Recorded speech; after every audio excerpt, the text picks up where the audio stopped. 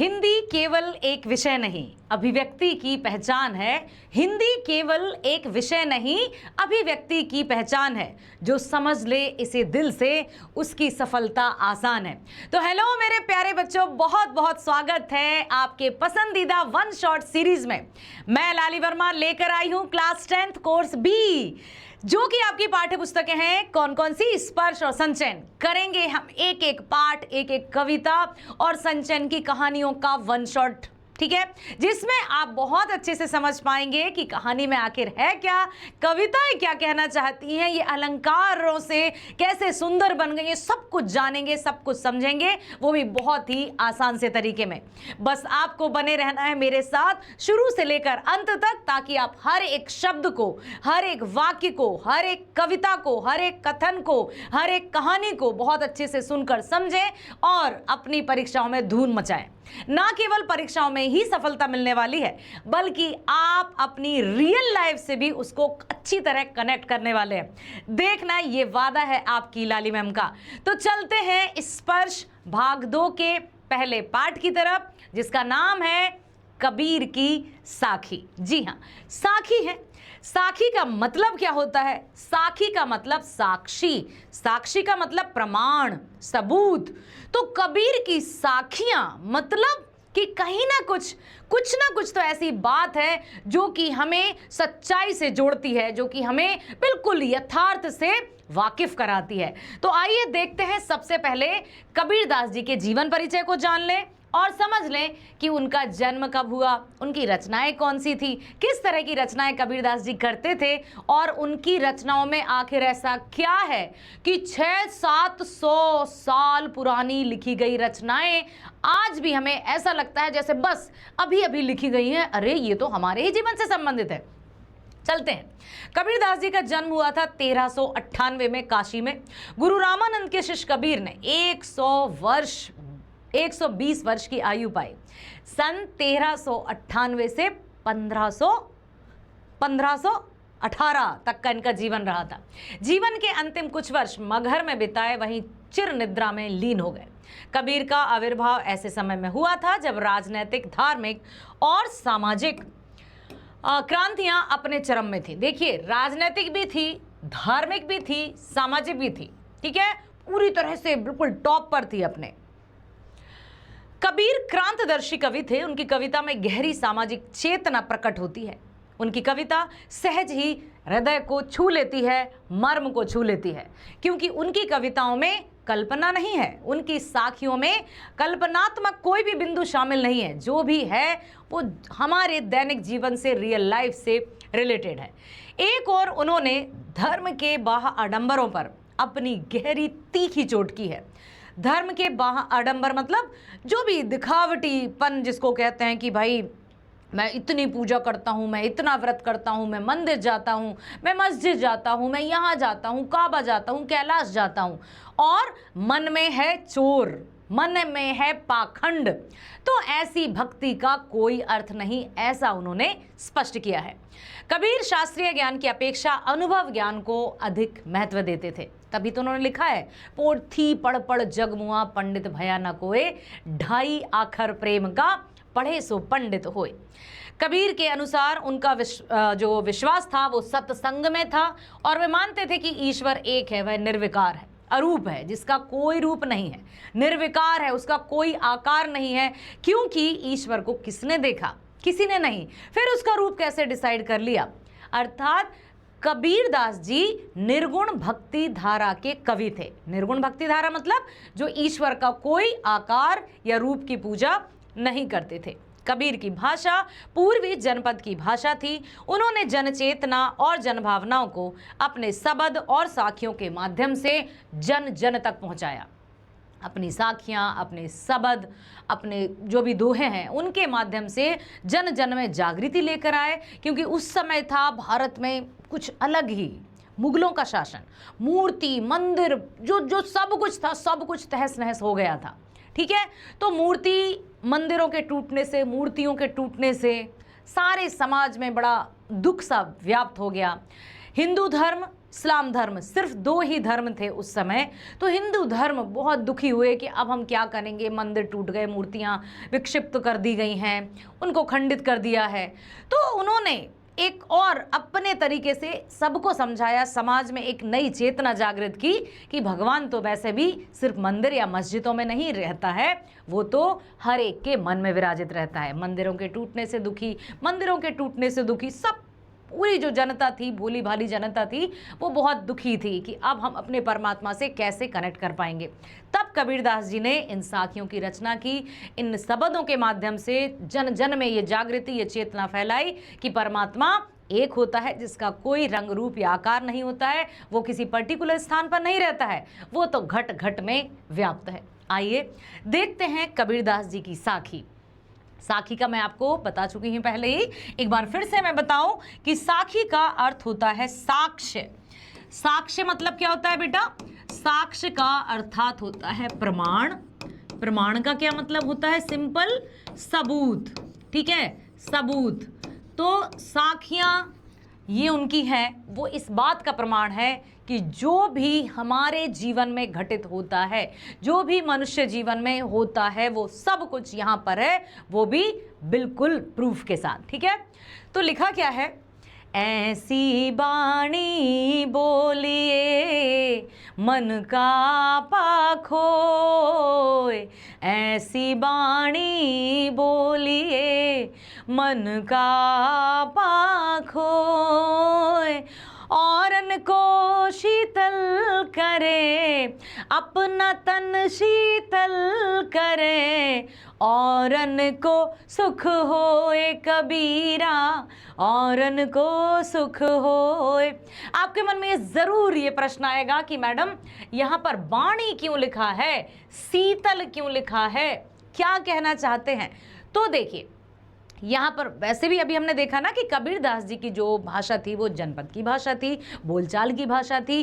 कबीरदास जी की भाषा को पंचमेल खिचड़ी भी कहा जाता है, सधुक्कड़ी भाषा भी है, क्योंकि उन्होंने कोई विधिवत शिक्षा तो पाई नहीं थी। संतों के साथ बैठकर उन्होंने जो भी ज्ञान अर्जन किया उसके माध्यम से उन्होंने ये रचनाएं की।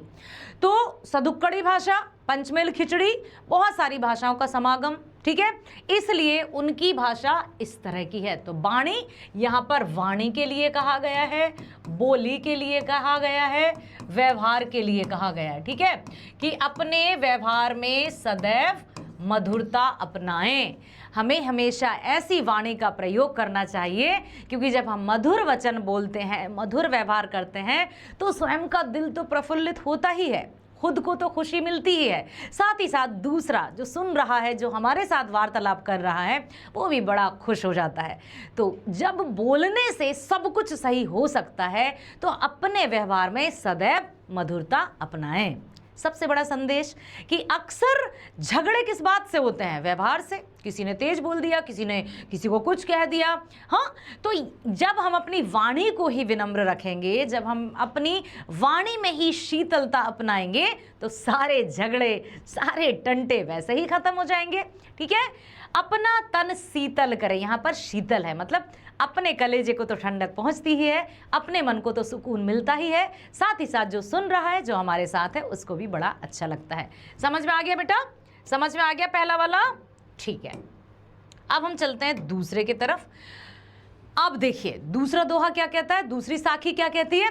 कस्तूरी कुंडली बसे मृग ढूंढे बन माही, कस्तूरी कुंडलनि बसे मृग ढूंढे बन माही, ऐसे घट घट राम है दुनिया देखे नाही कबीरा, दुनिया देखे नाही। मुझे पता है कि जैसे ही आपने यहाँ देखा कि यहाँ तो राम लिखा है, और कबीरदास जी तो मूर्ति पूजा पर यकीन नहीं करते थे, कबीरदास जी तो निराकार ब्रह्म की पूजा करते थे, फिर यहाँ पर राम क्यों है? तो प्यारे बच्चों, यहाँ पर राम का अर्थ कोई दशरथ पुत्र राम की बात नहीं की जा रही है, मर्यादा पुरुषोत्तम श्री राम की बात नहीं की जा रही है, जिनके हाथों में धनुष बाण रहता है। राम का यहाँ पर, राम शब्द का अर्थ होता है ईश्वर। क्या होता है बेटा? राम शब्द का जो अर्थ है वो है ईश्वर। तो क्या बोले हैं? कस्तूरी कुंडली बसे। कस्तूरी एक बहुत ही सुगंधित पदार्थ होता है, बहुत सुगंधित पदार्थ, सुगंधित पदार्थ, ठीक है, जिससे कि इत्र या वो सब बनते हैं। तो यहाँ पर हम लिखेंगे सुगंधित, ठीक है, सुगंधित पदार्थ होता है एक, जो कि इत्र आदि में प्रयोग किया जाता है और काफ़ी महंगा भी मिलता है। उसकी खुशबू बहुत अच्छी रहती है। तो एक कस्तूरी मृग रहता है, हिरण मृग है ना, उसकी नाभि में ही कस्तूरी बसता है। लेकिन उस सुगंध से, उस खुशबू से हिरण पूरे जंगल में भटकता फिरता है कि वो कहाँ है ये खुशबू, कहाँ से आ रही है खुशबू, कहाँ से आ रही है, क्योंकि उसको ये ज्ञान नहीं है, उसको ये पता नहीं है कि मुझे कहीं भटकना नहीं है, ये तो मुझ में ही समाहित है। ठीक वैसे ही ऐसे घटी घटी राम हैं, दुनिया देखे नहीं। ऐसे ही राम अर्थात ऐसे ही ईश्वर हैं जिनको कहीं मंदिर, मस्जिद, काबा, काशी, कैलाश कहीं भी जाकर खोजने की आवश्यकता नहीं है। यदि सच्चे मन से परमात्मा का हम नाम लेंगे तो परमात्मा और कहीं नहीं, हमारी आत्मा में ही विराजित है। क्लियर? चलते हैं अगले साखी के तरफ। क्या कहती है तीसरी साखी? दूसरी को हम स्टार दे दें? समझ में आ गई बेटा दूसरी? चलो दूसरी को भी स्टार दे दिया। ओहो, चलो ठीक है, यहाँ पर दिल दे दिया है ना, दिल से हम समझ गए हैं। नाइस। अब हम चलते हैं तीसरी की तरफ। अब और अच्छे से समझना है आपको, बहुत अच्छे से ध्यान से देखना है आपको, ठीक है? क्या लिखा है? जब मैं था तब हरि नहीं, अब हरि है मैं नाही। क्या लिखा है? जब मैं था तब हरि नहीं, अब हरि है मैं नाही। सब अंधियारा मिट गया, जब दीपक देखा माही। कबीरा दीपक देखा माही। जब मैं था तब हरि नहीं, आखिर ये मैं है क्या? ये मैं क्या है? मैं हूं लाली मैम? नहीं, तुम हो राहुल, शिवांगी, हाँ, सृष्टि, तुम हो ना। अभय, अनुराधा कौन है? हाँ, कार्तिक, शिवांशु कौन है? नहीं। तो ये मैं है कौन? ये मैं है अहंकार। यहां पर मैं का अर्थ क्या है बच्चे? यहां पर मैं का अर्थ है अहंकार, घमंड, अहंकार, ठीक है, जिसको साधारण सी भाषा में यदि हम कहें तो घमंड। तो जिस व्यक्ति के मन में अहंकार का वास होता है, तो मन तो एक है, दिल तो एक है, कोई एक ही निवास कर सकता है। जब मन में, दिल दिमाग में अहंकार वास करता है, घमंड रहता है ना, तो परमात्मा बिल्कुल नहीं रहते हैं। पहले दोहे से हम क्या समझे कि सिर्फ ये किताबी ज्ञान तक शामिल नहीं है, ये सिर्फ हमारी परीक्षाओं तक शामिल नहीं है, ये व्यक्ति को मधुर बोली की उपयोगिता बताता है कि जब हमारे व्यवहार में मधुरता होती है तो कितना अच्छा रहता है। दूसरे में हमने क्या देखा कि हम धर्म के नाम पर पूजा, हवन, यज्ञ जो भी हम करवाते हैं उसके नाम पर परमात्मा को ढूंढते जाते हैं, अपने मन को सच्चे रूप से देखते ही नहीं है। ये जानते ही नहीं है कि परमात्मा को यहाँ पर ढूंढना तो मूर्खता है। वास्तव में परमात्मा के निकट रहने के लिए सबसे बड़ा मार्ग है उसका ध्यान लगाना, उसको ध्यान से एकाग्रचित होकर उसको खोजना, तो वो यही है हमारे मन में, ठीक है। अब जब मैं था तब हरि नहीं, घमंड, अहंकारी व्यक्तियों के बारे में जो सोचते हैं कि मेरे पास पैसा है ना, मैं मंदिर भी अपने घर में बनवा लूंगा, मैं भगवान को भी अपने घर में ले आऊंगा। जैसे रावण, लंकापति रावण को जब बहुत सारे वरदान मिले, उसको शक्तियां मिली, तीनों लोक में उसका राज चला, सब कुछ उसके पास, 8 सिद्धि 9 निधियां, सब कुछ उसके अंडर कंट्रोल। फिर क्या हुआ? उसको अहंकार आ गया कि अब तो मैं ही हूं। चला कैलाश पर्वत उठाकर लंका में ले जाने की, मैं कैलाश क्यों आऊंगा, मैं तो शिव शंभू को ही अपने पास ले जाऊंगा। ये अहंकार, इस अहंकार को मिटाने के लिए प्रभु शिव ने क्या किया था आपको पता ही है। हाँ, अहंकार चूर चूर हो गया और अंत में श्री राम के माध्यम से, मतलब श्री राम के हाथों उसका वध हुआ। उसकी नाभि में ही तीर मारा गया था। ठीक है, तो जब मैं था तब हरि नहीं, अब हरि है मैं नाही। अब जब व्यक्ति अहंकारी होता है तो उसको हर जगह ये लगता है कि मैं ही मैं हूँ, दूसरा कोई नहीं, मैं ये कर सकता हूँ, मैं वो कर सकता हूँ, मुझे किसी की ज़रूरत नहीं है। अरे तुम होते कौन हो? मतलब खुद में अपने आप को सुपीरियर समझना और दी बेस्ट समझना, only I am only the best, ये वाली फीलिंग लाना। I am best is right, हमारे अंदर ये विश्वास होना चाहिए कि yes I am the best, but I am only the best is घमंड। ठीक है, तो आत्मविश्वास आई एम द बेस्ट, घमंड I am only the best. तो रावण को क्या हो गया था? अहंकार। यहां पर उसी बात की, मतलब उसी अहंकार की बात की जा रही कि जब मैं था तब हरि नहीं, अब हरि है मैं नाही। जब मैंने अपने मन से अहंकार को हटा दिया तो अब मेरे मन में कौन है? प्रभु। अब घमंड नहीं है। जब सब अंधियारा मिट गया, जब दीपक देखा माई, सारे अज्ञान रूपी अंधकार मिट गया, सारे अंधकार से मैंने अपने आप को मुक्त कर दिया। जो अज्ञान का, जो अहंकार का पर्दा मुझ पर पड़ा था, मैंने उसको हटा दिया।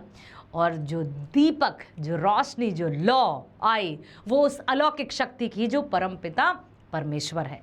मेरा सब कुछ सही हो गया। तो तीसरा वाला जो है वो एकदम क्लियर हुआ बेटा, सही है। तीसरा वाला आ गया समझ में? हाँ, चलो दे दे स्टार। अब हम चलते हैं अगले की तरफ। अब देखिए, अब यहाँ क्या कहते हैं कबीरदास जी? सुखिया सब संसार है, खाव अरे सोवे। सारा संसार बड़ा सुखी है क्योंकि खाता है, सोता है, उठता है, जाता है, खाता है, धन दौलत, मतलब इन सब के मोह माया के दलदल में धंसता जा रहा, धंसता जाता है। उसे लगता है मेरे पास है, मेरे पास सब कुछ है। सुखिया सब संसार है, खाए अरु सोवे। दुखिया दास कबीर है, जागे और रोवे। इस दुनिया को देखकर कबीरदास जी बहुत दुखी हैं। कबीरदास जी को ये दुख लग रहा है कि व्यक्ति को सच्चाई क्यों नहीं पता, व्यक्ति इस मोह माया में क्यों पड़ गया, वो क्यों इसको सच मान चुका है, क्यों इसको सत्य मान रहा है, जबकि सत्य तो केवल एक ही है, जो है परमात्मा। जिसका जन्म हुआ है उसकी मृत्यु निश्चित है, जिसका निर्माण हुआ है उसका नाश निश्चित है, जो शुरू हुआ है उसका अंत निश्चित है। सच्चाई सिर्फ यही है। लेकिन हम इंसान क्या सोचने लगते हैं? सच क्या है? धन दौलत, रुपया, पैसा, गाड़ी, महल, बड़े बड़े हवन, है हवन मतलब, है ना, उनकी बात कर रही हूं मैं।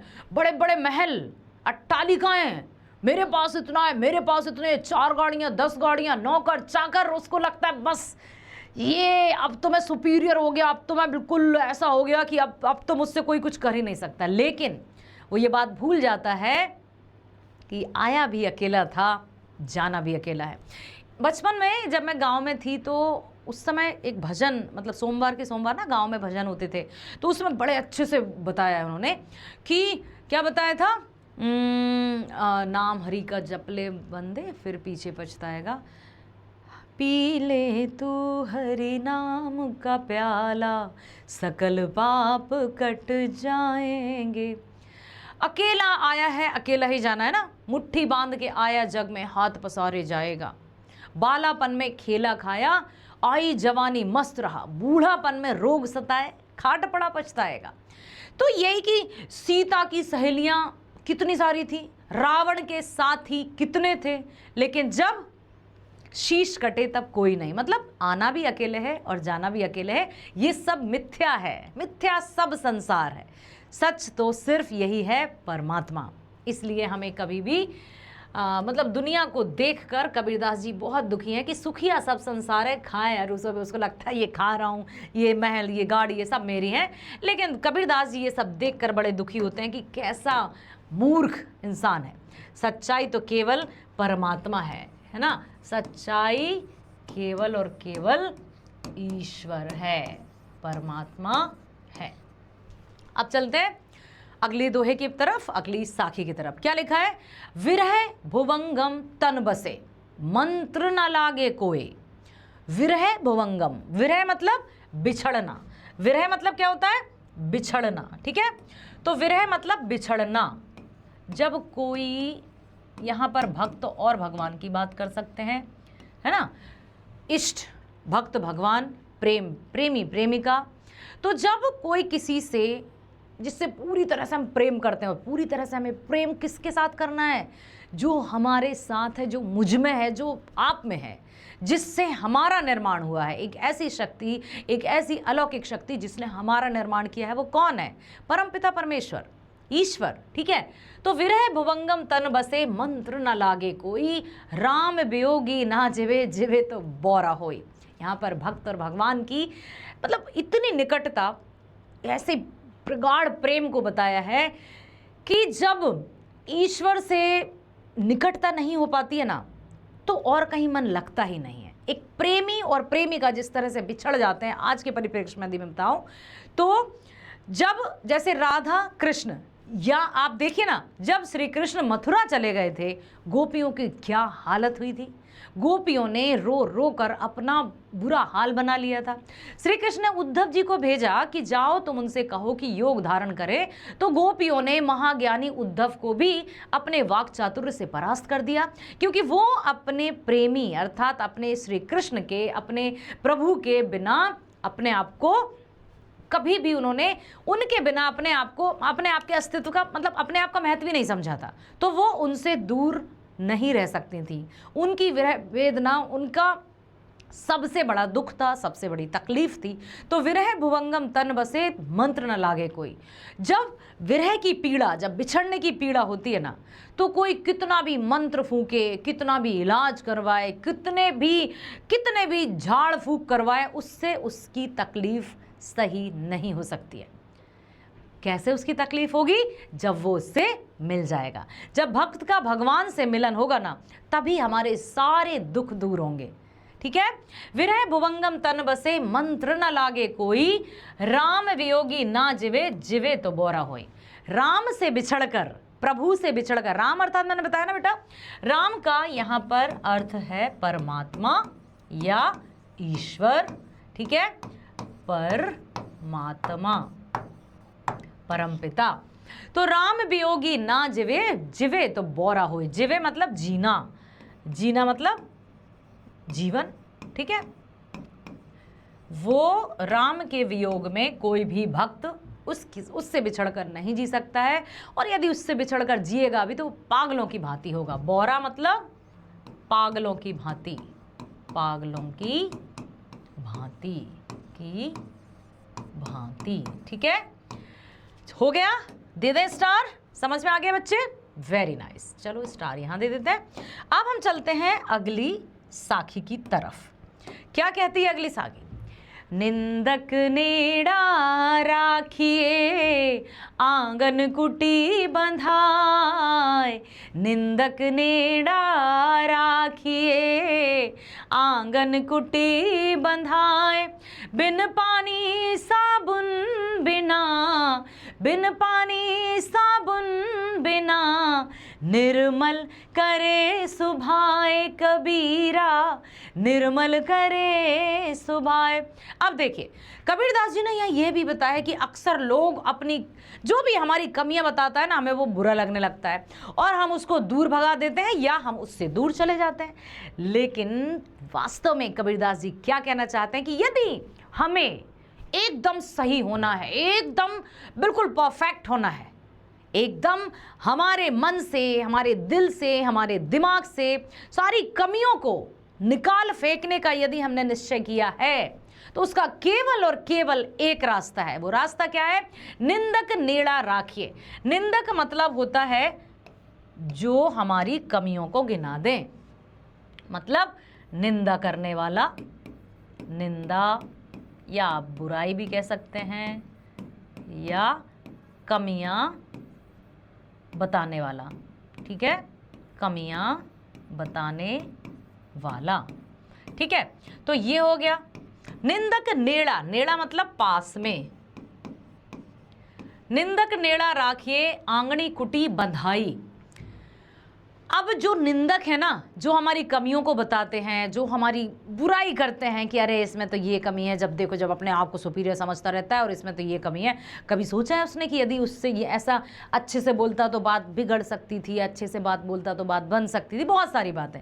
और हमें लगता है अच्छा ये हमारी बात उससे कर दी, हम उससे दूर हो जाते हैं या उससे कभी बातचीत नहीं करते हैं। लेकिन कबीरदास जी यहाँ क्या कहते हैं कि जो हमारी निंदा करता है, जो हमारी कमियों के बारे में हमसे कुछ कहना चाहता है या दूसरों से भी कह रहा है, अरे उसको ले आओ अपने पास।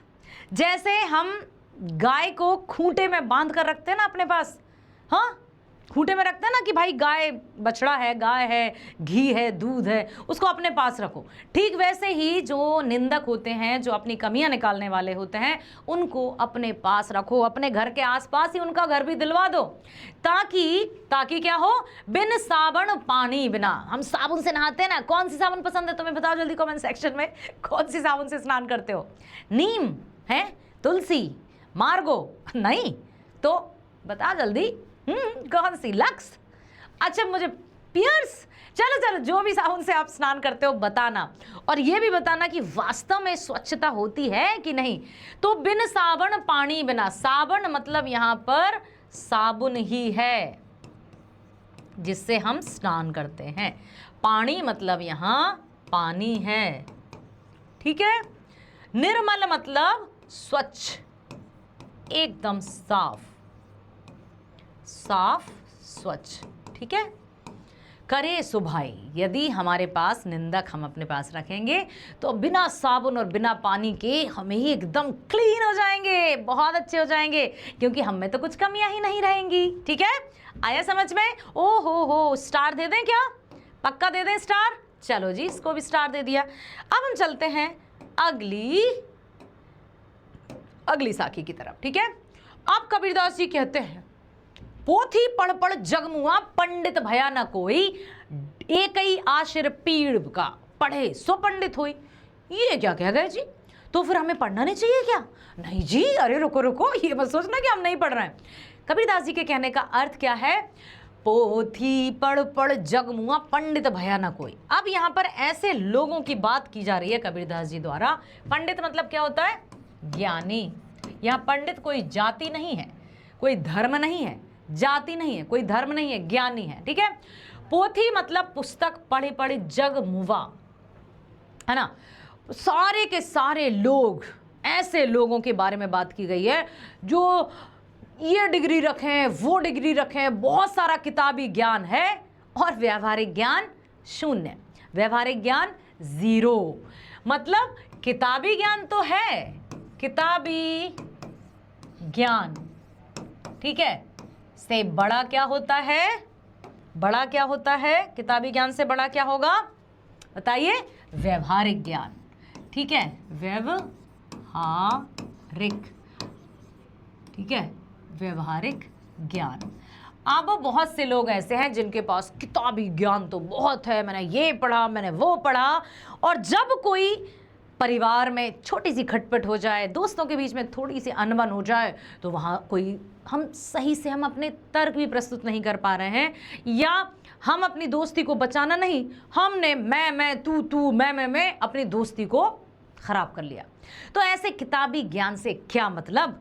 जो अपने संबंधों को, अपने रिश्तों को तक ना बचा पाए, ऐसे ज्ञान से क्या मतलब? तो कबीरदास जी ये कह रहे हैं कि पोथी पढ़ पढ़ जगमुआ पंडित भया ना कोई। सिर्फ किताबों के पढ़ने से ही कोई ज्ञानी नहीं होता है मेरे बच्चे। इसलिए मैं आपसे कहती हूं कि हिंदी की क्लासेस अटेंड किया करो। ये मत सोचा करो कि हम तो पास हो जाएंगे। बिल्कुल ऑफ कोर्स आप पास होंगे, बहुत अच्छे से पास होंगे, मेरी शुभकामनाएं आपके साथ हैं। आप बहुत अच्छे नंबर लेकर आएंगे, 80 में से 80 लेकर आएंगे।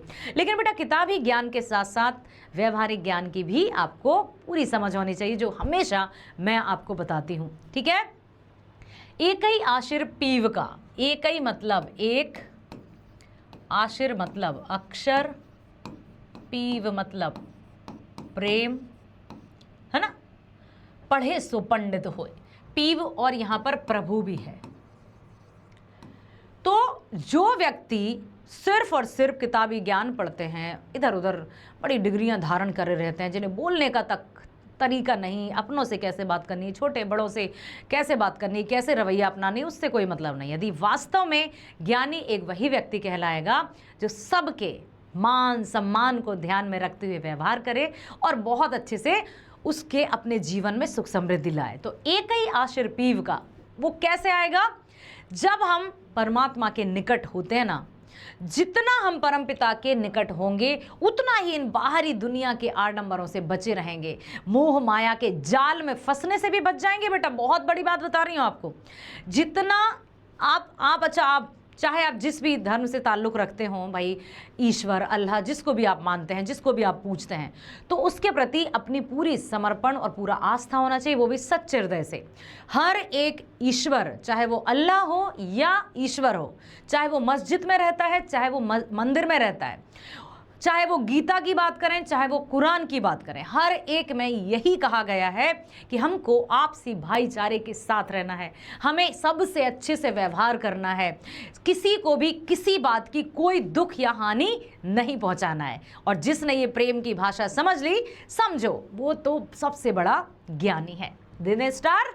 चलो जी दे देते हैं। आपने कह दिया, हमने दे दिया। अब चलते हैं हम अंतिम साखी की तरफ। भाई अंतिम साखी क्या कहती है? ओहो, यहाँ तो कबीरदास जी कुछ मशाल लिए जा रहे हैं। देखते हैं क्या कहते हैं। तो हम घर जाल्या अपना लिए मुराड़ा हाथ, हम घर जाल्या अपना लिए मुराड़ा हाथी, अब घर जाल्यो तास का जो चले हमारे साथ, कबीरा चले हमारे साथ। ये जो साखी है बहुत अच्छे से सुनना, बहुत अच्छे से समझना। हम घर जाल्या आपना, हमने तो अपना घर जला दिया, ये क्या कर दिया? अरे अरे ना जी ना, यहाँ पर कबीरदास जी ये कहना चाहते हैं कि मैंने जो मेरे मन में अज्ञान रूपी अंधकार ने घर कर लिया था ना, अज्ञान रूपी अंधकार, अंधकार मन रूपी घर, मन को यहाँ पर घर बताया है। तो जब मेरे मन में अज्ञान रूपी अंधकार ने पूरी तरह से अंधकार फैला दिया था, तो मैंने क्या किया? मैंने ज्ञान रूपी मशाल से, मुराड़ा मतलब होता है मशाल, ठीक है, मशाल ये वाली, ठीक है। तो अब लिया मुराड़ा हाथ, मैंने ज्ञान रूपी मशाल जलाकर अपना अज्ञान रूपी जो मेरे मन में जो घर कर गया था उसको जला दिया। अब जिसको भी अपने मन रूपी घर से अज्ञान रूपी अंधकार को जलाना है वो मेरे साथ चले, क्योंकि बहुत हो गया, बहुत कुछ। अब इसमें क्या है? अज्ञान रूपी अंधकार में क्या क्या शामिल रहता है? मोह, माया, धन दौलत, लालच, ये सब कुछ इसी में आएगा, है ना। सब कुछ, सब काम क्रोध, सब कुछ इसी में आएगा। सब काम क्रोध लोभ, ये सारी चीज़ें अंधकार में ही आएंगी। तो जब मैंने अपना ज्ञान रूपी मशाल जलाकर अंधकार रूपी ये सब कुछ जला दिया, तो मेरे मन में क्या रहा? केवल और केवल परमपिता परमेश्वर। अब घर जालो तास का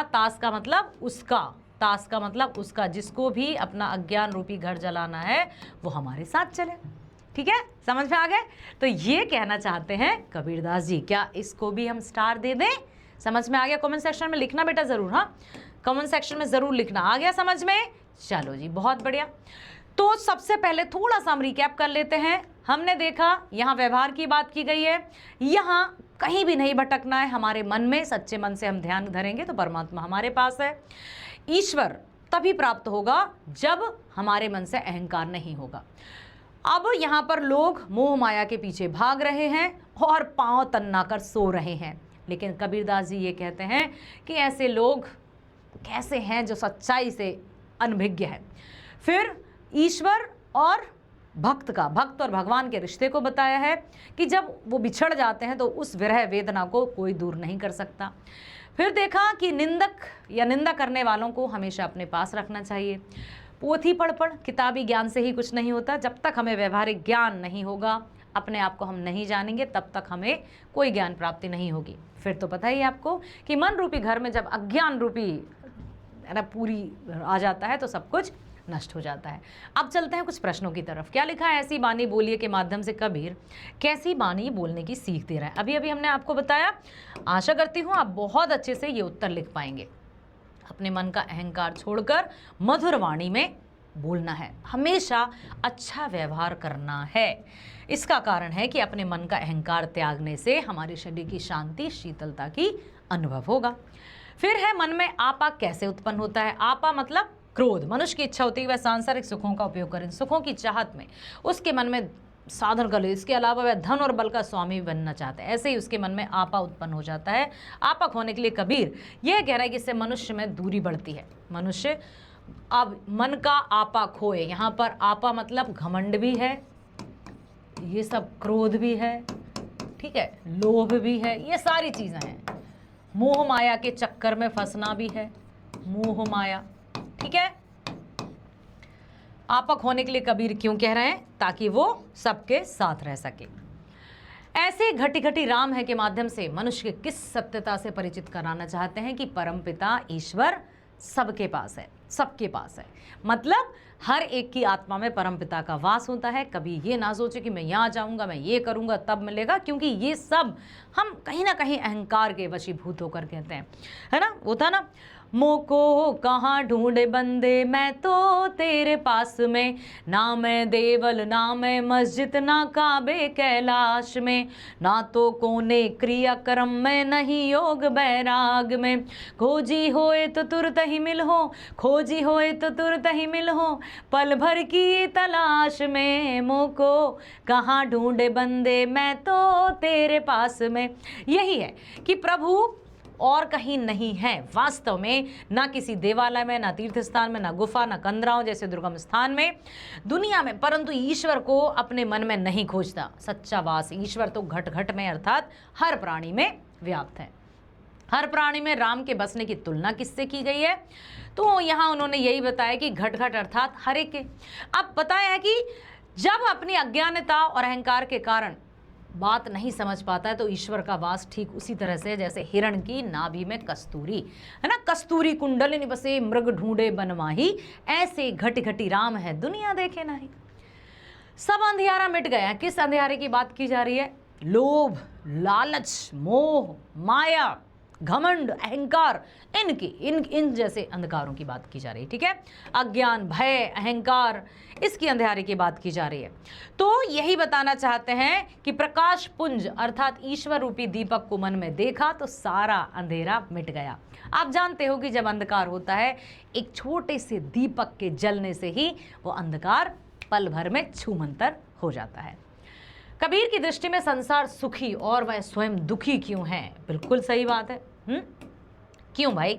तो उन्होंने यही कहा है कि लोग सांसारिक विषय वासनाओं के साथ खाने पीने और हंसी खुशी में जीने में मस्त हैं, ये लोग सुखी हैं। दूसरी ओर कबीर प्रभु प्राप्ति के मतलब प्रभु प्राप्ति ना होने के कारण दुखी है कि हे प्रभु आप मुझे कब अपने पास, कब अपने निकट बुलाएंगे, मुझे कब अपने पास बुलाएंगे।